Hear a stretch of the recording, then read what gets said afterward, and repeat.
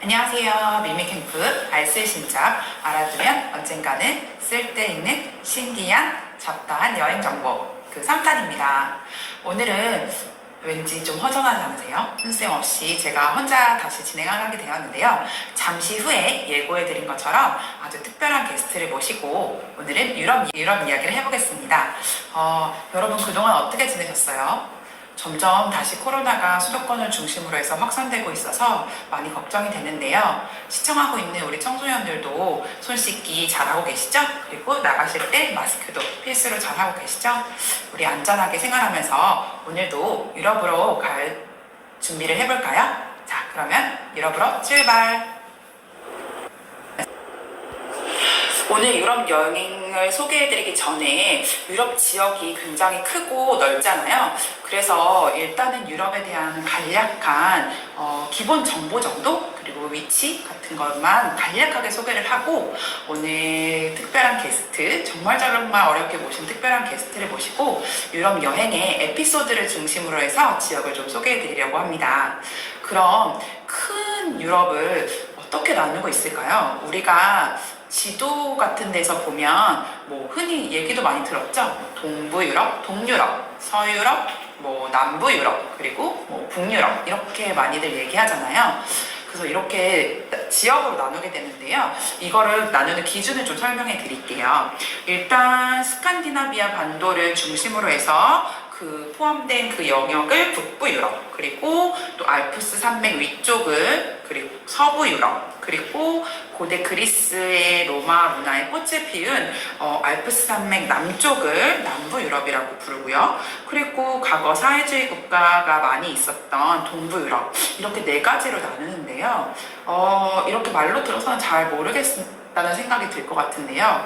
일단 지도에서 찾아보게 되면 독일을 먼저 딱 찾으면 독일을 중심으로 이렇게 사방으로 나누어서 북부 유럽, 뭐 이렇게 동부 유럽, 뭐 남부 유럽, 서부 유럽 이렇게 기준을 나누기도 하는데 요거는 아주 명확하게 그걸로 딱 맞춰져 있진 않지만 대략적으로 잘 모를 경우에는 그렇게 지도를 살펴보면 되고요. 국가를 좀 설명드릴게요. 여러분 잘 알고 있는 뭐 체코, 폴란드, 헝가리 이런 쪽은 동부 유럽이라고 하고요. 또 스페인, 이탈리아 이쪽 남쪽에 있죠. 남쪽 유럽, 남부 유럽이라고 하고요. 그리고 아이슬란드, 핀란드, 뭐 덴마크, 노르웨이가 포함되어 있는 곳은 북부 유럽이라고 하고요. 그리고 프랑스, 독일, 벨기에, 네덜란드 이쪽은 서부 유럽, 그러니까 서유럽이라고 많이 부르고 있습니다. 자, 그러면 유럽 여행 시에 꼭 반드시 준비해야 될 게 어떤 것들이 있을까요? 당연히 우리 미미캠프 1화에서도 소개했었죠? 여권이 가장 필수입니다. 특히 유럽은 방금 전에 얘기한 것처럼 다양한 지역의 국경을 넘고 경계를 넘어야 하기 때문에 여권, 반드시 자기의 신분을 나타내는 여권이 필수로 중요하죠.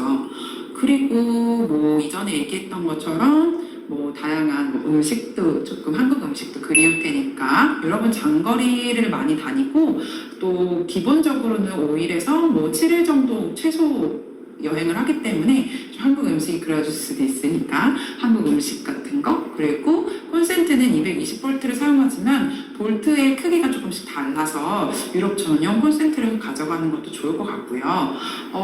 그리고 또 뭐가 있을까요? 여러 가지가 있을 수 있는데 저는 유럽은 좀 치안이 좋지 않은 편이 많아서 소매치기라든가 아니면은 뭐 분실 같은 사건들이 많이 발생한다고 합니다. 그래서 유럽 여행 갔을 때는 꼭 자물쇠 그리고 트렁크를 이렇게 잠글 수 있는 잠금 장치 같은 것들을 꼭 반드시 챙겨갔으면 좋겠다라고 권해드리고 싶네요. 그리고 좀 전에 말한 것처럼 유럽은 굉장히 넓고 그리고 방대한 지역들이 모여있기 때문에 그거를 구분할 수 있는 지도가 정확하게 알 수 있는 지도가 있으면 지도를 통해서 또 그 지역에 대해서 더 잘 알 수 있을 것 같으니까 지도도 좀 추천드리고 싶습니다. 뭐 그 외에 계절에 맞게 옷이나 또 아니면 생필품 같은 것들은 당연히 많이 준비를 해주시는 게 좋을 것 같고요. 또 다양한 것도 있겠지만 아까 말씀드린 것처럼 장거리 여행을 위한 열차 티켓 같은 거는 사전에 예매를 하시면 좀 더 편하고 그리고 또 저렴하게 티켓 같은 거, 패스 같은 걸 구입하실 수 있다고 하니 미리 사전에 구입해서 챙겨가는 것도 좋은 방법일 것 같습니다. 오프닝에서 소개해드린 것처럼 아주 어렵게 귀한 게스트분을 모셨습니다. 반갑습니다. 네, 반갑습니다. 자기소개 간단하게 부탁드릴게요. 저는 10 강동 청소년센터 청소년 사업팀 박한솔이라고 합니다. 감사합니다. 반갑습니다. 워낙 바쁘신 게스트분 모시느라 힘들었습니다.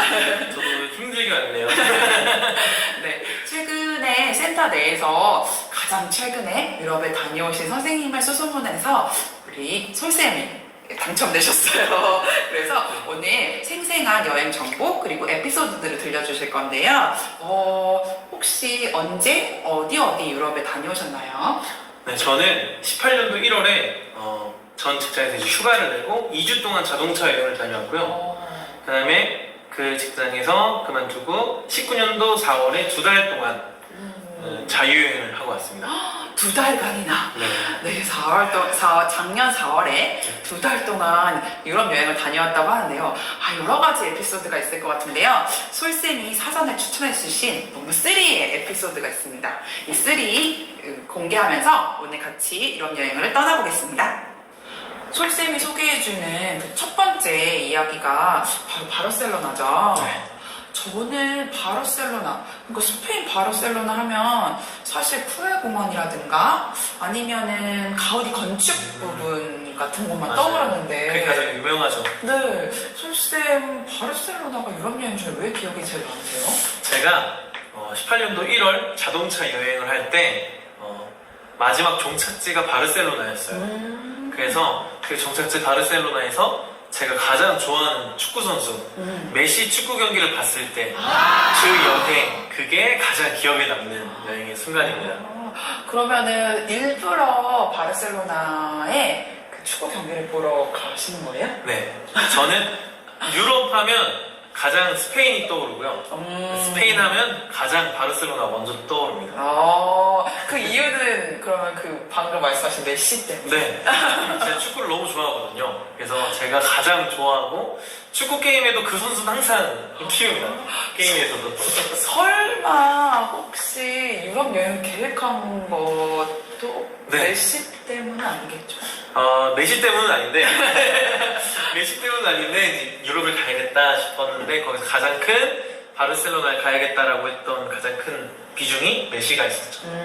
그러면 우리 이 미니 캠프를 신청하는 친구들 중에서도 축구를 좋아하고 그것 때문에 유럽 여행 가고 싶은 친구들도 혹시 있을 수도 있을 것 같은데요. 어떻게 표를 여기서 예매하신 거예요? 저는 사실 그때가 거의 메인으로 진행되는 축구 경기가 끝난 상태예요. 그래서 이제 거의 서브로 진행되는 구강컵이라고 있거든요. 작은 리그에 메시가 경기하는 걸 알게 돼서 포기했다가 중간에 다시 예매를 해가지고 일정에 다시 넣어서 메시 경기를 볼 수 있었죠. 저는 축구는 잘 사실 모르긴 하는데 그때 그 감동이나 떨림 혹시 그 기억나세요? 스코어 같은 거? 정확하게 기억나요. 3대 1로 이겼어요. 네, 메시 팀이 네, 바르셀로나. FC 바르셀로나? 네. 이렇게 부르나요? 네. 그러면 3대 1로 네. 메시가 골도 넣었어요? 메시가 그때 골을 못 넣었어요. 메시가 골 넣는 걸 봤어야 되는데 메시가 골 못 넣고 다른 선수들이 골 넣는 거 봤어요. 수아레즈 선수. 전혀 모르는 선수. 예, 이제 바르셀로나 선수들 다 봤습니다. 이렇게 선생님 보는 거 좀 가까이서 봤어요. 이렇게 가까이요? 제가 중간 좌석을 예매했거든요. 12만 원짜리를. 12만 원이랍니다. 이거는. 중간 좌석인데 후반전쯤에 사람들이 나가는 거예요. 못 보니까 스페인에서는 이제 거의 전반전만 보고 가는 게 생활화돼 있대요. 그래서 전반전 티켓 이런 것도 있더라고요. 네, 그래서 전반을 나눠서. 네. 그래서 전반전 끝나고 사람들이 엄청 많이 빠지길래 자연스럽게 앞자리 가서 맨 앞자리 가서 이제 경기를 관람했습니다. 그러면 뭐 중간에 이렇게 안표 같이 뭔가 그런 사람들이라고 해야 되나? 아니면 후반전에 거기를 예약한 사람들을 검열하는 사람들이 있거나 하진 않았어요? 그럴 줄 알고 이제 맨 앞자리에 앉았는데 그 사실 앉으면 안 되잖아요. 그래서 통로에 서서 경기를 관람했어요. 아, 그럼 솔쌤, 네. 그런 스페인 축구 경기장하고 한국하고의 차이점? 뭐 분위기가 다른 거라든가 아니면 뭐가 좀 다른 게 있을까요? 한국에서는 그냥 축구를 좋아하는 사람들이 보러 온다고 한다면 스페인, 유럽에서는 축구에 열망하는 사람들, 정말 열광한 사람들 있잖아요. 그쵸. 그런 저 같은 사람들이 저 같은 사람들이 모여서 축구를 보는 것 같아요. 그럼 혹시 뭐 만난 사람이라든가 누가 있었어요? 거기가 보통 한 3만, 4만 정도 관객석이 되잖아요. 그런데 제 옆자리에 한국인이 앉은 거예요. 그런 우연이. 네.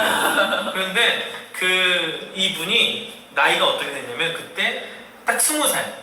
고등학교 3학년 수능 끝난 지 딱 3달 된, 두세 달 정도 된 그 청소년이죠. 어이고. 네, 그 청소년이 딱 앉아있는 거예요. 그래서 막 같이 이제 소세지빵 먹으면서 축구 보면서 막 이런저런 얘기했는데 수능 끝나고 나 메시 축구 경기 보러 가고 싶다 해서 부모님이 비행기 티켓값만 주시고 이 친구가 모은 용돈으로 식비, 숙박비, 뭐 교통 이런 걸 다 해결했다고 하더라고요. 그 메시 축구를 위해서? 네, 그 축구를 보기 위해서. 그래서 축구에 열광한 사람들이 저 같은 그 청소년 같은 친구들이 여러분 도전하세요. 도전하세요.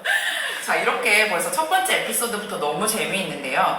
여행은 직접 하는 것도 재미있지만 이렇게 설쌤한테 간접적으로 어떻게 또 어떤 사람을 만났는지 이야기를 듣는 것도 정말 재밌는 것 같아요. 자, 그럼 두 번째 에피소드 들어볼까요? 그 두 번째 이야기는 체코라고 들었는데요. 네. 저는 체코 하면은 뭐 프라하성, 뭐 카렐교 그런 거 정도? 아니면 뭐 인형이나 뭐 예술, 그 클래식 같은 거? 유명한 작곡가라든가? 아니면 뭐 바디로션 제품 같은 기념품? 그런 거밖에 안 떠오르는데 체코에 대한 어떤 추억이 있으세요? 제가 19년도 5월에 체코에 갔는데 유럽에서 스카이다이빙 가장 저렴한 지역이 바로 체코입니다. 왜? 스카이다이빙을 유럽에서 할 수 있다고요? 네, 그래서 제가 체코 프라하 지역에서 스카이다이빙을 했었던 기억이 가장 강한 제 인생의 버킷리스트를 이룬 기억으로 남고 있습니다. 와, 일단 고소공포증 없으세요? 저 고소공포증 없습니다. 그러면 그거는 그 경비행기 같은 거 막 이런 거 타고 이렇게 정말 스카이니까 이렇게 올라가는 해발 7,000m? 6,000m? 네, 그렇게 기억하고 있어요. 그럼 체코에 그렇게 경비행기로 스카이다이빙을 하는 곳이 있다라는 말씀이시죠? 유럽 지역마다 거의 다 있을 거예요. 그래서 뭐 스위스에도 있고요, 스페인에도 있고 있는데 그 중 가장 저렴한 곳이 체코더라고요. 그러면 쌤 같은 경우는 먼저 스카이다이빙을 하고 싶어서 유럽에 어디 있는지를 찾아본 거예요? 네. 제가 18년도에도 스카이다이빙을 하려고 했는데 네네네. 그 전에 갔을 때? 네, 스페인 그 세비야라는 지역에서 네네, 세비야. 그 스카이다이빙 하러 갔어요. 네. 근데 우천시 취소가 된 거예요. 그런 경우가 많죠. 그리고 전에 환불은 받았는데 그래서 1년 있다가 19년 5월에 다시 한번 여행 갔을 때 재도전. 네, 재도전으로 해서 체코에 가가지고 스페인보다 반값 더 저렴한 포인트네요. 네. 오늘 설쌤이 알려준 또 중요한 포인트네요. 만약에 스카이다이빙 같은 여행 체험을 해보고 싶은 친구는 유럽 여행지 체코!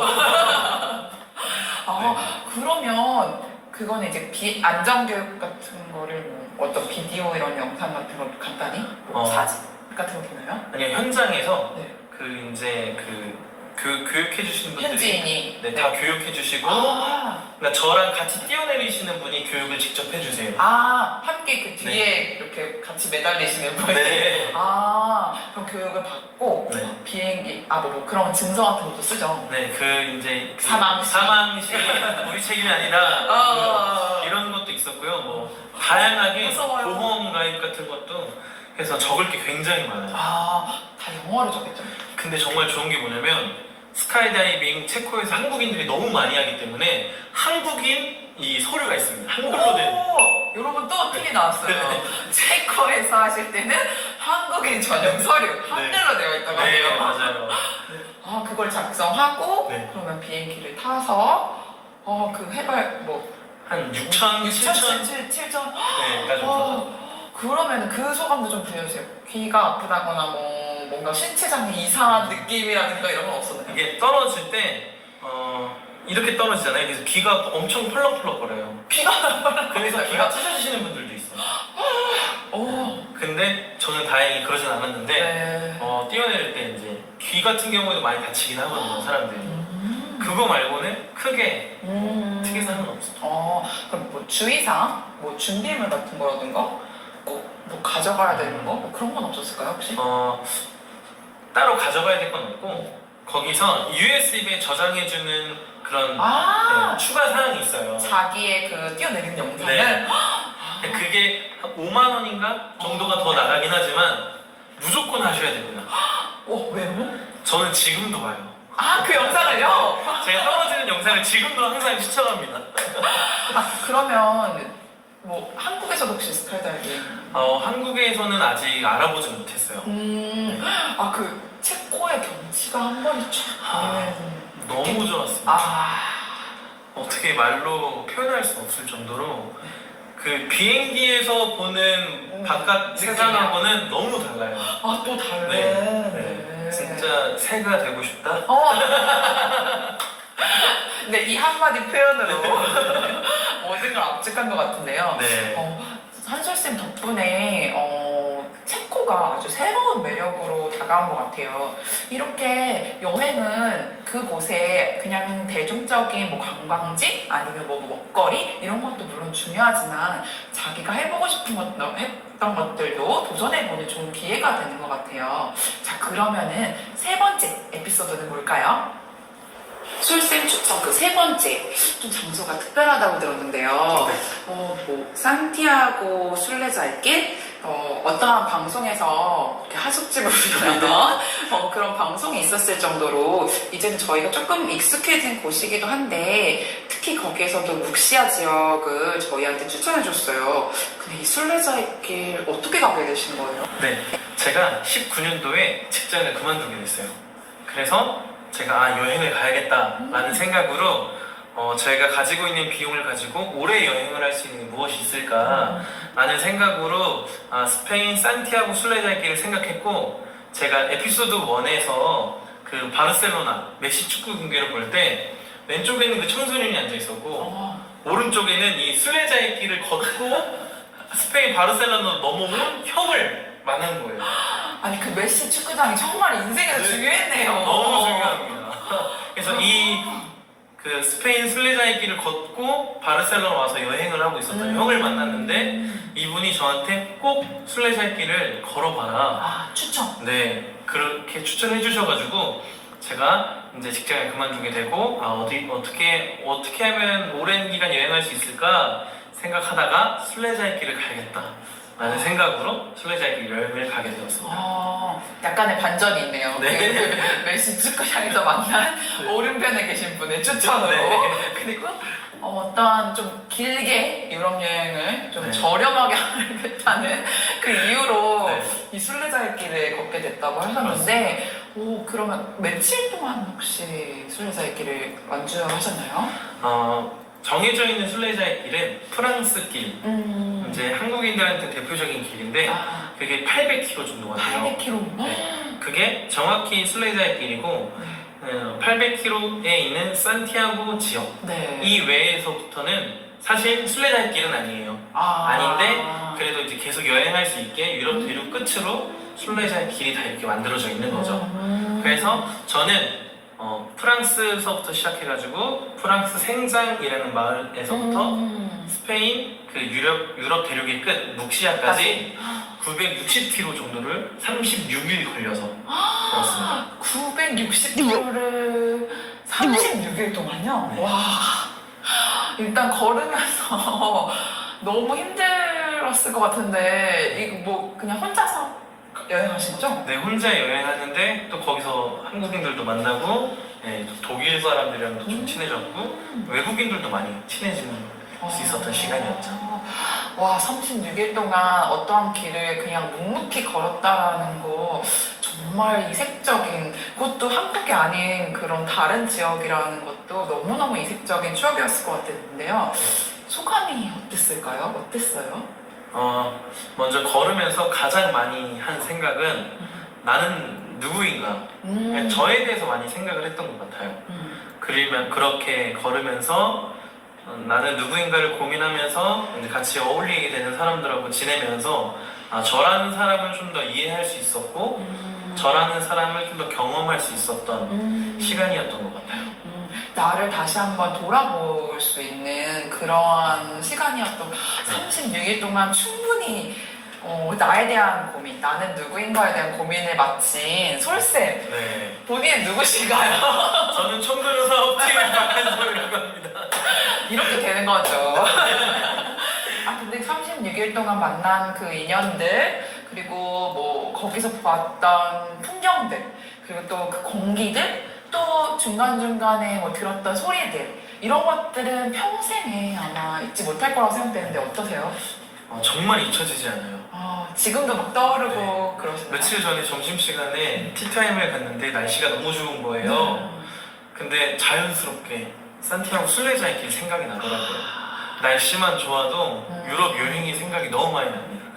그런 추억을 가질 수 있다는 거. 그러니까 여행은 정말 본인에게 그런 소중한 기억 또는 기분 좋아지는 행복감을 주는 좋은 일인 것 같아요. 한번 꼭 저도 언젠가는 기회가 되면 퇴사를 해야 되나요?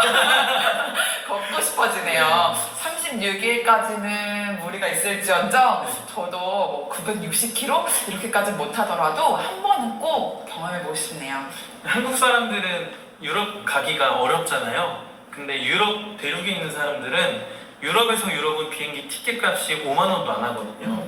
그래서 순례자의 길을 한 2년에서 5년으로 끊어서 걸으시는 분들도 계세요. 그것도 좋은 방법이네요. 네. 한국에서는 사실 장거리라 좀 힘들 수도 있지만 이렇게 조금 자기의 계획을 나눠서 일주일, 그 다음에 또 5년 뒤에 내가 또 일주일 해서 이 지역까지 걸어보고 또 다른 계절에 이 지역까지 걸어보고 이것도 또 계획을 세우면 엄청 매력적일 것 같네요. 맞아요. 좋은 팁도 감사합니다. 네. 네, 오늘 아주 특별한 게스트인 솔쌤을 모시고 유럽의 다양한 에피소드들을 들었는데요. 들으면서 저도 많이 설레기도 하고 당장 사실은 여행을 너무 떠나고 싶은 생각이 들었습니다. 솔쌤 어떠셨어요? 먼저 오늘 날씨가 좋아요. 그래서 매우 유럽 여행 가고 싶은 날입니다. 오늘은 유럽 여행 가고 싶은 날이네요. 저는 좀 자존감이 높은 편이에요. 그래서 어디 가서 제 이야기 하는 걸 좋아합니다. 오지랖이 좀 넓다고도 표현을 하죠. 제 이야기 하는 걸 좋아하는데 오늘 좀 그런 시간이었던 것 같아요. 조금 주인공이 됐었던 시간인 것 같기도 하고요. 제 좋은 기억들을 다시 한번 회상할 수 있어서 너무 뜻깊은 시간이었습니다. 네, 지금 코로나 때문에 해외여행이 많이 자제가 되고 있고 또 갈 수 없는 이런 상황이지만 이렇게 솔쌤처럼 어딘가 여행을 떠났을 때 다양한 에피소드들, 자기가 가지고 있는 추억들이 있잖아요. 이걸 같이 한번 상기시켜보는 시간이 미미캠프이지 않았을까 싶습니다. 다음 시간이니 마지막 4편, 일본편으로 돌아올 거고요. 그때는 저희 1화부터 함께 해주셨던 혼쌤이 다시 함께 해주실 겁니다. 자, 그러면 오늘도 함께 이렇게 기분 좋은 유럽에 가고 싶은 날씨 솔쌤과 함께 해서 너무 감사하고요. 늘 촬영을 도와주시는 섭쌤에게도 감사드리면서 그러면 우리 다음 시간에 만나요. 안녕.